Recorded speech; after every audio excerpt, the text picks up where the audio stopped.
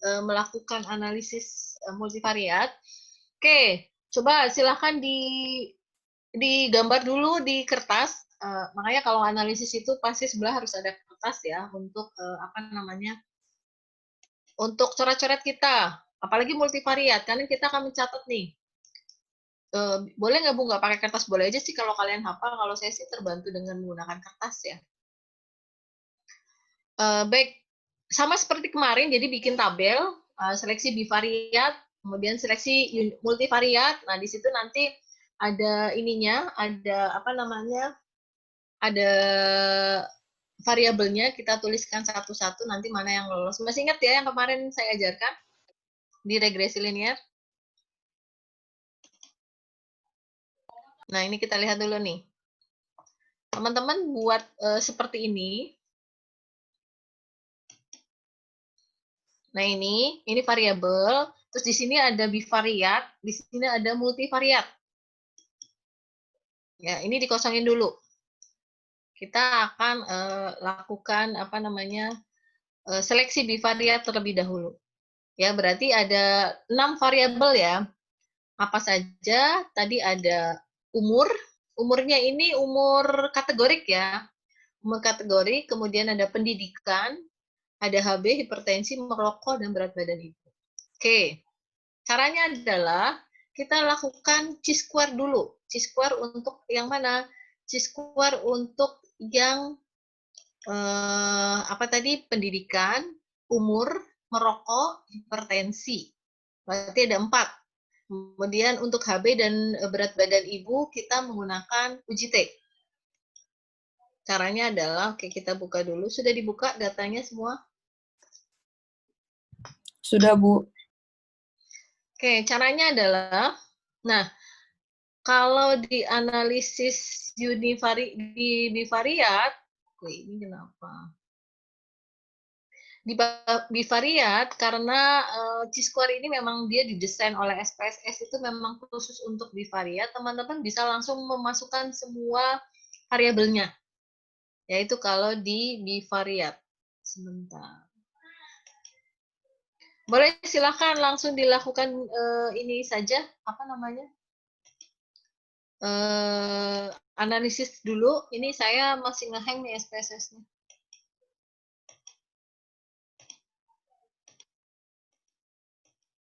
Sudah terlihat belum?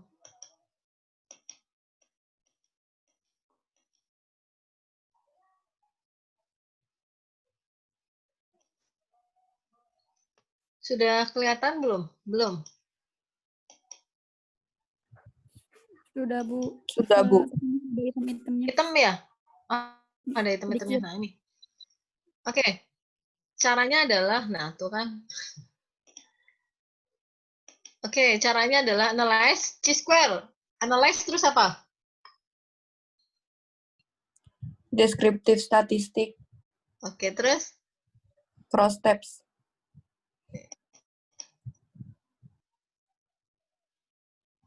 Kalau sudah diklik cross step, masukkan dependennya adalah BBLR. Kemudian variabel independennya adalah tadi tuh ada umur kategori. Kemudian ini lama banget ini, lemot. Langsung dimasukkan saja dependennya BBLR, kemudian independennya adalah umur kategori. Di situ ada umur kat ya. Kemudian ada hipertensi, ada merokok, dan pendidikan. Didik di situ. Ibu didiknya yang berapa?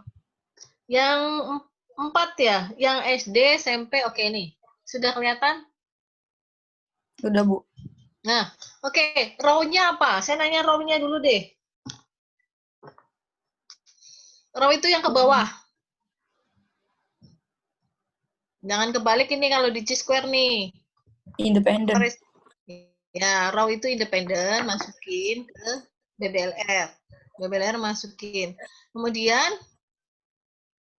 ini ada umur ya, umurnya umur kelompok. Kemudian ada hipertensi, ada riwayat rokok, nama pendidikan ya. Oke, ini didik.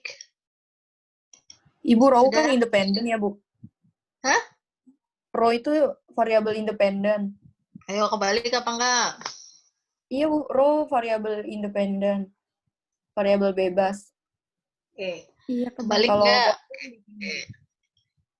kebalik, Bu. Balik ya.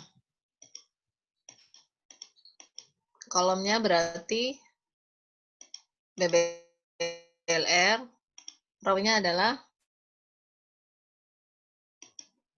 berat mana sih? Umur kelompok, kemudian hipertensi ini dan didik. Oke, sudah. Bu, hipertensi bukannya nanti uji T. Hipertensi kan dia hanya hipertensi dan tidak hipertensi. Berarti yang uji T cuma nanti BB ibu doang ya, Bu? Sama HB. Oh iya. Oke, Bu. Sudah. Kemudian statistiknya diklik, chi-square-nya diklik nih. Wih, kenapa lama? Nah, ini risk-nya juga diklik.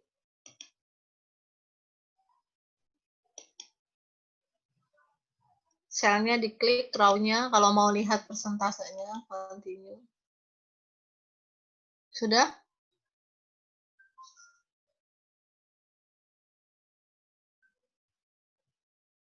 Oke.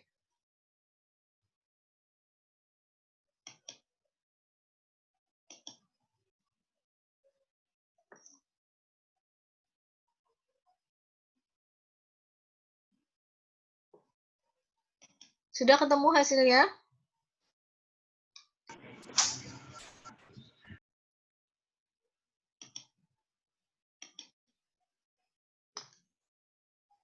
Oke, kita lihat dari atas. Nah. Umur dulu ya, umur berisiko, tidak berisiko. Sudah dilihat? Ini kelihatan nggak outputnya? Kelihatan, Bu. Kelihatan, Bu. Oke, nih yang pertama kelompok umur dulu. Ini ada kelompok tidak berisiko, dan ini adalah resiko. BBLR ini di sini ada BBLN. BBLN ini berarti berat badan lahir normal. BBLR itu berat badan lahir rendah ya. Jadi bukan tidak. Ini sebenarnya tidak hanya coding saja. Ini tidak BBLR, ini BBLR. Kita lihat berapa p-value-nya untuk BBLR, untuk kelompok umur terhadap BBLR. P-value yang mana?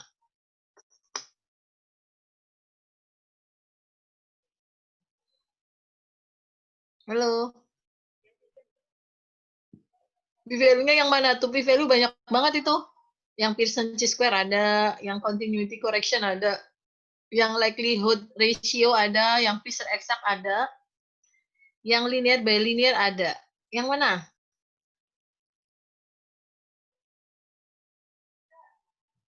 Halo. Suara saya kedengeran nggak?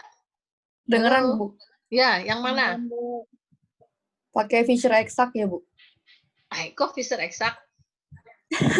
Continuity correction bukan sih, Bu? Nih, oke. Ini jangan lupa ya. Dicatat. Iya, Bu. Emang nggak dikasih tahu sama Bu Tere nih? Bu Tere ajarin Udah ya? lama banget, Bu. Jangan lupa ini. Uji chi-square itu merupakan uji sejuta umat untuk mahasiswa. Anda itu paling nanti skripsinya nggak jauh-jauh sama chi-square. Jangan sampai satu, salah baca p-value-nya, dua, salah codingnya, tiga, salah baca OR-nya, karena codingnya kamu salah, codingnya, itu OR-nya itu nggak ada. Bisa OR-nya itu lebih kecil, terus CI-nya nggak muncul, karena pas signifikan secara substansi akan berbeda dengan signifikan secara statistik. Nah, itu yang harus diperhatikan. Saya sering bilang nih, terkadang di statistiknya dia nggak signifikan. Statistiknya ya, mungkin di sini nih, continuity correction-nya 0,263. Gede ya. Dia di atas 0,05. Nggak signifikan nih kalau kita ngomongin p-value-nya harus di bawah 0,05. Karena alfanya kan 5%. Tapi kita lihat, OR-nya adalah 1,65 nih OR-nya. 1,65 itu berarti dianggap lebih dari 1. Dia mempunyai resiko, dia mempunyai peluang yang tinggi di atas 1. Kenapa? Karena orang yang umurnya lebih dari atau umurnya beresiko kurang dari 20 dan lebih 35 mempunyai peluang untuk mendapatkan bayi BBLR adalah 1,65. Ini kalau kita ngomongin secara substansi, makanya hati-hati. Kalau saya biasanya tidak melihat signifikansi hanya dari statistik saja, tetapi dari nilai OR. Nanti kita lihat nih, ini yang sering terkecoh nih. Mahasiswa udah langsung, ya p-value-nya kecil Bu, besar Bu. Kalau saya nggak langsung nyimpulin, nggak ada hubungan nggak, kamu lihat OR-nya. Makanya kalau di Chi-square ini harus diperhatikan dalam melihat OR. Ini OR-nya lumayan gede nih. OR yang nggak gede itu yang berapa Bu? Di bawah 1 dan sama dengan 1. Karena kalau sama dengan 1 berarti dia sama dengan dianya sendiri, dengan variabel tersebut. Karena sama dengan 1. Tetapi kalau lebih dari 1, itu berarti merupakan faktor yang memang punya resiko. Ya, tapi kalau dia kurang dari 1, ya dia nggak ada pengaruhnya. Sehingga kita lihat, nah oke, nih teman-teman dicatat. Kalau kita menggunakan Chi-square, kemudian di sini ada seperti ini, ya, perhatikan, kalau Chi-square itu kan sebenarnya kita menghitung nilai expected dibagi nilai observasi. Makanya yang harus diperhatikan pada saat kita melihat hasil Chi-square ini, dilihat catatan di sininya nih, A, B-nya. Kalau di sininya tidak ada sel yang mempunyai expected-nya kurang dari 5, ya, itu berarti kita menggunakan continuity correction. Jadi berarti selnya semuanya aman, di atas 5. Kalau di atas 5, berarti dianggap dia memenuhi. Kenapa? Karena kalau menggunakan Chi-square itu, dia memang harus tidak ditemukan sel yang nilai expected-nya kurang dari 5. Nah, itu kalau kita temukan kasus seperti itu. Nah, kemudian kalau ternyata tabelnya itu bukan 2x2, ini kan kita 2x2 ya sekarang ya, tapi ada juga tabelnya atau kategorinya adalah 2x3. Ada yang 2x3, ada yang 3x2. Nah, kalau ternyata dia lebih dari 2x2, entah itu tadi 3x3 atau apa namanya 2x3, 2x4, pokoknya lebih dari 2x2, maka teman-teman menggunakan Pearson. Ini kalau dia lebih dari 2x2. Tapi kalau di sini makanya dicek dulu pada saat kita menggunakan Chi-square, oh ini 2x2 Bu, ini dari mana 2? Ini kan 2 kategori, ini 2 kategori berarti Pearson jangan ditengok. Kenapa? Karena Pearson ini untuk yang dia lebih dari 2x2. Nah, kalau sudah dilihat, kemudian kamu lihat ini. Kalau dia 0 sel, berarti langsung menggunakan continuity correction. Tetapi kalau ternyata di sini ada 1 sel, 1 sel, misalkan di sini 5%, mempunyai nilai expected lebih dari 5. Nah, berarti kan ini nggak 0% nih, ada nilai sel yang lebih dari 5. Nah, Anda jangan lihat continuity correction. Lihatnya yang mana? Lihatnya yang Fisher eksak.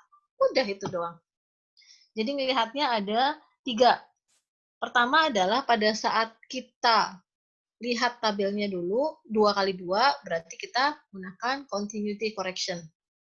Tapi kalau dia lebih dari 2x2, kita pakai Pearson Chi-square.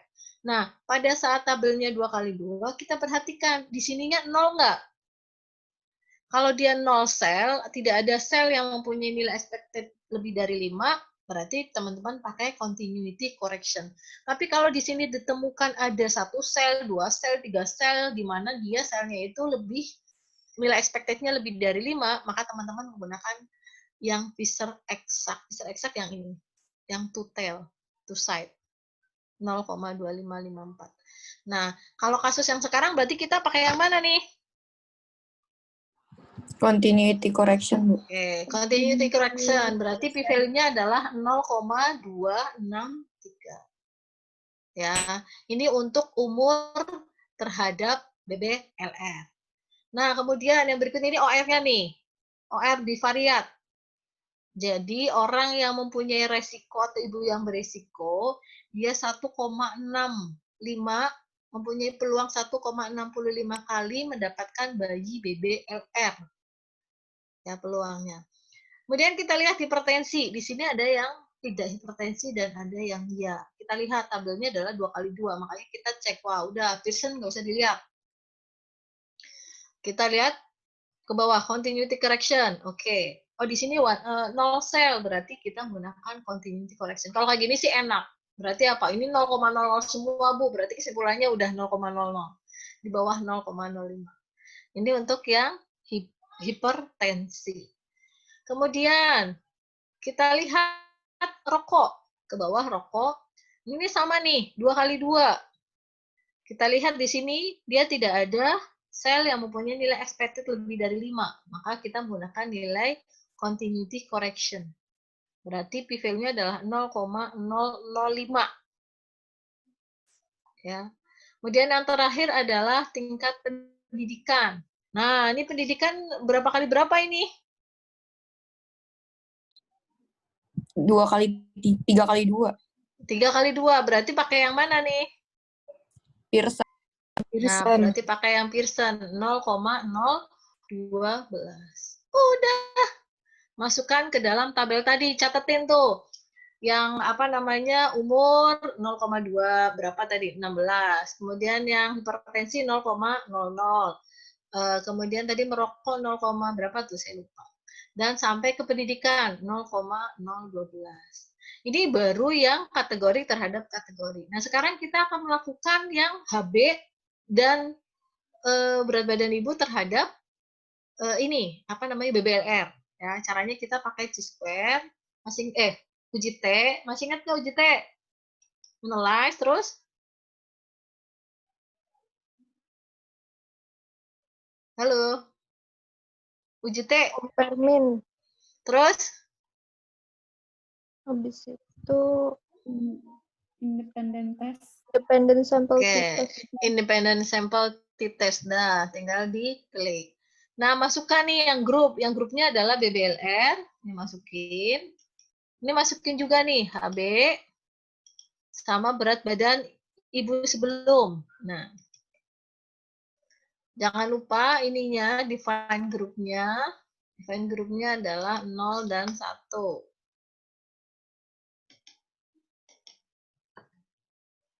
Continue. Kalau sudah di-okekan.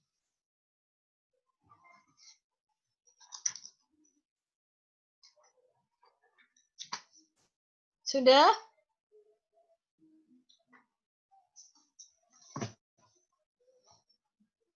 Sudah terlihat? Sudah, Bu. Oke, kita lihat nih. Ini yang HB. Berapa p-value-nya?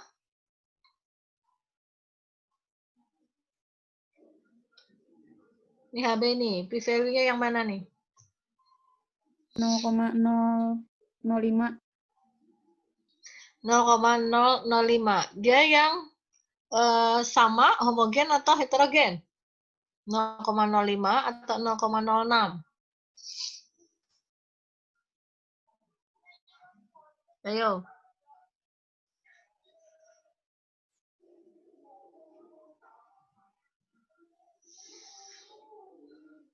Halo.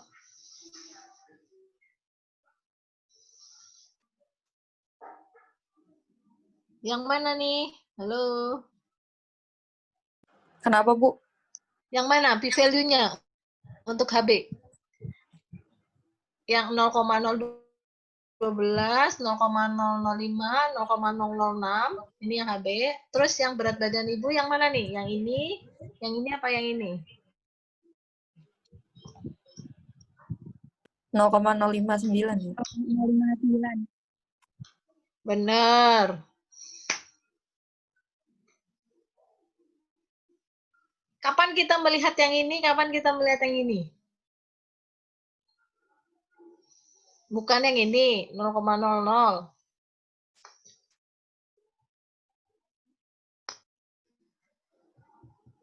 Halo. Jangan lama-lama ini. Bukan, Bu, soalnya itu 2 tutel, nggak 1 tel. Jadi ngeliatnya yang di sebelah kanan. Yang di sini, bukan yang ini. Bukan. Ini yang one tel. Nggak ada tulisan one tel tuh. Ini UGF lagi, 11 test. Masih ingat gak sama statistik inferensial? Saya ngajarin ini. Jadi kalau teman-teman mau melakukan uji T, itu dilihat dulu level testnya, homogenitasnya. Jadi kalau secara manual, kita tidak bisa melakukan uji T kalau belum melakukan uji varian. Nah, uji varian ini adalah uji level test.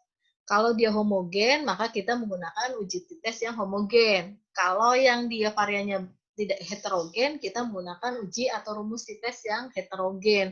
Nah, ini beda nih. Kenapa? Karena ini adalah yang homogen, ini yang heterogen. Nah, kuncinya di sini, bukan ini one apa tadi? One tail ini two tail, enggak. Di uji tes itu semuanya two tail. Ya, lihat ada pengaruh, ada hubungan. Tapi menjadi patokan adalah di sini nih.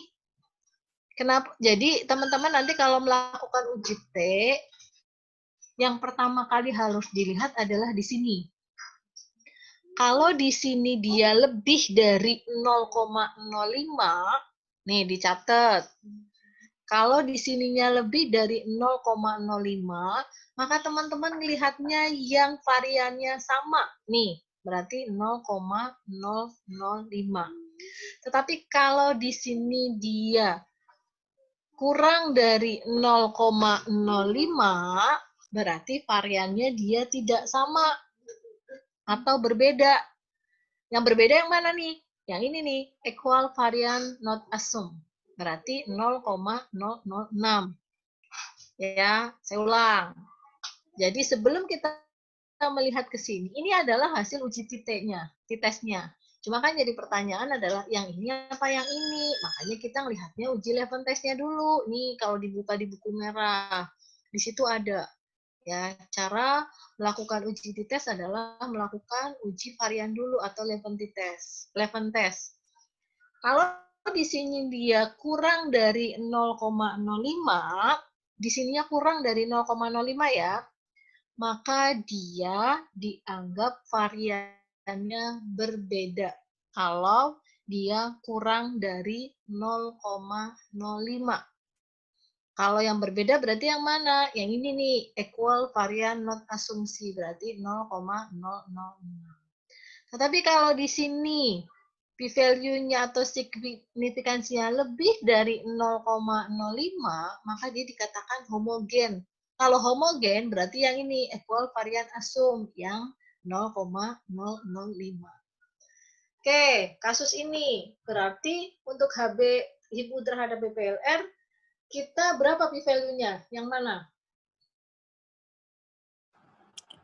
0,005.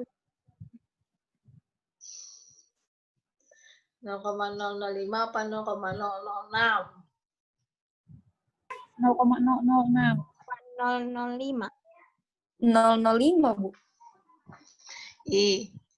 Saya ulang lagi ya. Kalau level testnya di sini dia kurang dari 0,05, maka variannya berbeda. Varian berbeda tuh yang ini nih, equal varian not assumed, berarti 0,006. Tapi kalau di sini dia lebih dari 0,005, maka variannya sama. Ini varian assume sama, berarti yang 0,005. Sudah? Berapa, Bu, Jadi patokannya tuh? Patokannya 0,05 atau 0,005? 0,05, maaf. 0,05. Kan 5%. Kan 5% signifikansi. 0,05. Kan 0,012 lebih kecil dari 0,05, Bu. Iya, berarti yang mana? Berarti yang 0,005. Saya ulang ya, dicatat nih. Bukan 0,05, soalnya dia variabelnya berbeda. Jadi yang mana? 0,006. 0,006. Catat nih, dicatat. Catat dulu ya. Dicatat nih. Sudah? Oke. Jika p-value-nya kurang atau sama dengan 0,05, maka variannya berbeda. Sudah? Dan jika p-value-nya lebih dari 0,05, maka variannya sama atau equal. Sudah? Sudah, Mira? Enggak, Bu, enggak mudeng. Oh, sudah dicatat. Udah, Bu, dicatat mah. Oke. Ini bukannya udah diajarin sama Bu Tere ya? Udah, Bu, tapi pertama kita lihat Leuven's-nya dulu kan, Bu, buat homogenitas. Nah, itu kan di situ angkanya kan 0,01. Terus? 0,01. Nah, angka 0,01 itu kan di bawah 0,05. Ya, berarti dia variannya berbeda atau sama? Berbeda. Tidak. Berbeda kan? Oh iya. Oh iya, Bu. Sudah? Udah, Bu. Maaf, Bu. Ya nggak apa-apa. Sudah. Iya, Jadi udah, berapa Bu. p-value-nya? 0,006. 0,006. Oke. Paham ya? Yang lain paham nih. Jangan Amira doang yang paham. Yang lain paham. Kalau nggak paham, Bu, diulang, Bu. Saya belum ngerti. Gitu. Udah. Terus. Yang ini berat badan Ibu. Yang mana? Halo. 0,047. Bisa ya? Nah, kalau sudah, kita masukkan ke dalam tabel. Seperti kemarin. Tabelnya yang seperti apa, Bu? Yang kemarin nih. Masukkan di seleksi bivariat. Ya, hasilnya. Ini kan tadi nih hasil seleksi masing-masing. Hasilnya adalah begini. Umurnya tadi nih 0,263, kemudian ada pendidikan, ada HB, ada hipertensi, merokok. Ini 0,006 misalnya. Ini 0,47 ya tadi, benar kan? Iya, Bu. Nah, kita lihat dari ke-6 variabel tersebut, ternyata yang lebih besar dari 0,25, p-value-nya adalah umur. Jadi umur ini tidak masuk ke dalam model multivariat. Yang masuk ke dalam model multivariat berarti yang mana, Bu? Ini pendidikan, HB, hipertensi, merokok, berat badan Ibu. Ya, jadi ada 5 dari 6, ternyata kita seleksi tinggal 5. Nah, yang masuk ke multivariat. Kemudian kita apakan nih? Kita langsung masukkan ke dalam model multivariat. Caranya adalah ini. Analyze ya, kemudian regression, kemudian nanti masukkan binary logistik, masukkan variabel dependennya BBLR, covariatnya ada pendidikan. Ini semuanya dimasukkan, sama seperti regresi linear. Oke, kita masukkan caranya ya. Analyze. Udah kelihatan belum? Belum, Bu. Analyze. Sudah? Sudah, Ibu. Sudah, Bu. Analyze, regression, sudah. Kemudian ada binary logistik. Ini diklik.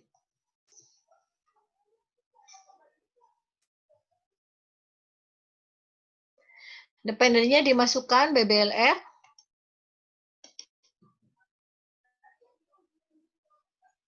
Sudah? Kemudian covariatnya adalah variabel dependent. Ini masukin ini umur kelompok, ada HB. Tadi umur nggak masuk ya, maaf.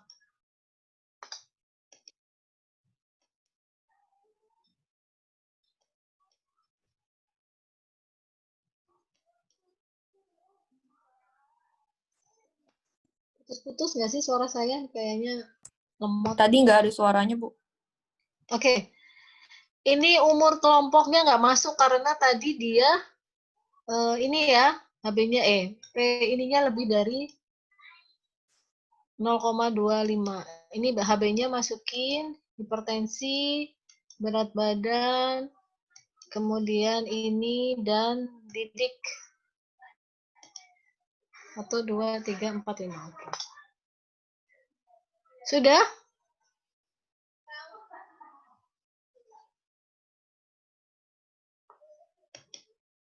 Kalau sudah, ini optionnya diklik. Diklik CI-nya. CI for exponentialnya. CI untuk OR. Ini OR nih. Continue. Itu di mana, Bu? Kategorikal, save, Option. kategori. Oh, option. Option diklik, nanti ada CI. CI untuk OR. Eksponensial B itu OR. Kemudian di continue. Sudah?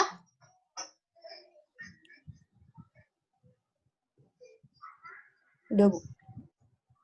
Kalau sudah, di-okekan.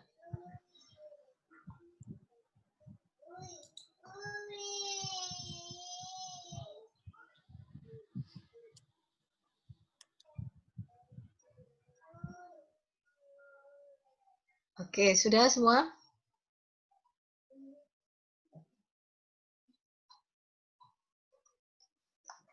Nah, baik, kita lihat di sini ada outputnya, ada banyak banget tabelnya, ya.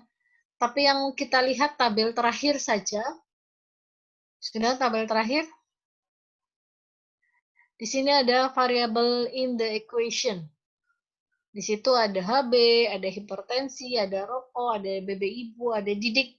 Ini ada konstan. Konstan itu nilai alfanya ya. Ini nilai konstantanya. Kalau kemarin di regresi linear kan ada konstantanya itu ada dia sama dengan A plus BX. Ada nilai interceptnya.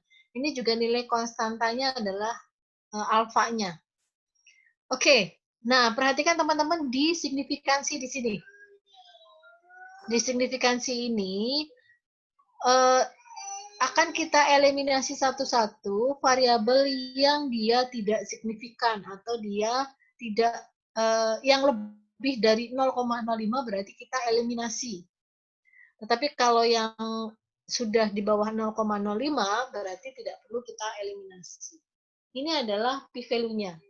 Kemudian di sebelahnya adalah eksponensial B. Eksponensial B ini adalah nilai OR. Ya, jadi tadi pas di bivariat hipertensi OR-nya kan cuma 1,6 ya. Ternyata pas masuk ke regresi logistik dengan faktor-faktor yang lain, OR-nya gede banget jadinya. Jadi ternyata hipertensi ini sangat mempengaruhi berat badan bayi. Nih, jadi 7,8. Dari yang tadi bivariat OR-nya cuma 1,6, ternyata pas dia masuk ke model multivariat, OR-nya bisa berubah nih, 7,8. Jadi ibu yang hipertensi mempunyai resiko melahirkan anak untuk BBLR adalah 7 kali dibandingkan yang tidak hipertensi. Nah, ini OR nih. Tolong perhatikan, ini adalah OR dan ini adalah sig-nya adalah p-value. Kita lihat dari kelima variabel tersebut mana yang variabelnya mempunyai signifikansi paling tinggi.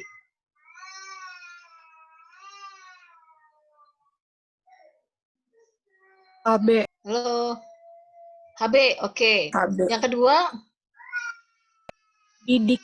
Yang kedua, didik. Yang Iya, ketiga didik. adalah BB ibu. BB ibu. Oke, berarti kita akan keluarkan satu-satu. Ya, tapi teman-teman catat dulu nih. OR-nya masing-masing variabel. OR HB berarti ada 0,8, obat hipertensi ada 7,8, rokok 4,6, dan seterusnya.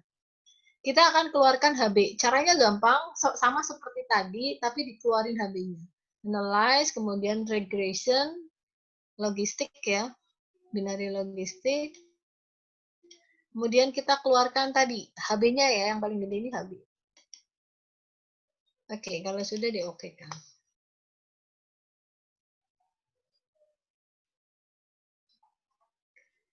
Kita lihat, ada nggak perubahan ininya? Ada nggak perubahan, signifikansi? Ada. Ada, nih. Ada 0,00 untuk HB. Nah, kemudian ini juga jadi berubah tuh dari yang 0,8 menjadi 0,09.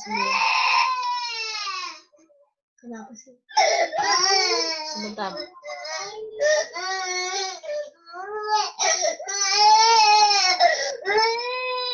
Cep, kamu ngajar. Cep.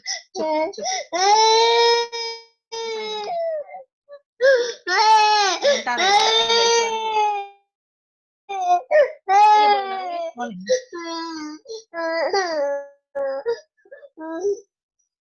Oke, kita lanjutkan ya. Ternyata HB-nya adalah ini, apa namanya? Perubahan OR-nya yang kita lihat, kita ke atas dulu nih. OR-nya gede banget nih. HB yang tadinya apa namanya? HB-nya eksponensialnya adalah 0,871. Pas kita buang umurnya, HB-nya jadi 9. Maaf. Yang kita buang tadi apa sih? HB, Bu. Oh, iya. Maaf, saya nggak connect. Oke, hipertensi. Yang kita buang kan hipertensi, HB. Hipertensi berubah nih, OR-nya. Dari 7,83 menjadi 9. Ya kan? Kelihatan? Nih, Iya, Bu. jadi 9. Terus rokok juga sama nih. Rokok juga sama. 4,68 jadi 4,47.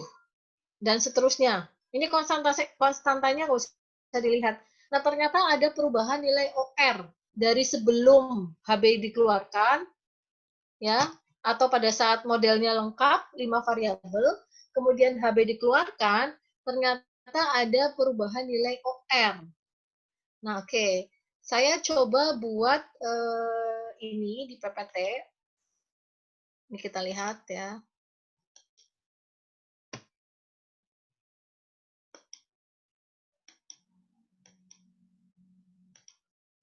Ini model yang lengkap tadi, sama dengan yang di ini ya, sama dengan yang di output tadi. Jadi ini didik, HB, hipertensi, rokok, baby ibu. Ini yang paling gede adalah HB. HB makanya kita keluarkan karena dia p-value-nya 0,56. Tidak signifikan sehingga kita keluarkan. Kemudian coba kita keluarkan, ya. Kita keluarkan hasilnya ini. HB-nya tidak ada, tapi ada peningkatan nilai OR untuk hipertensi dan ada penurunan nilai OR untuk rokok. Ya. Nah, kita cek perubahannya. Nah, teman-teman bikin tabel lagi, perubahan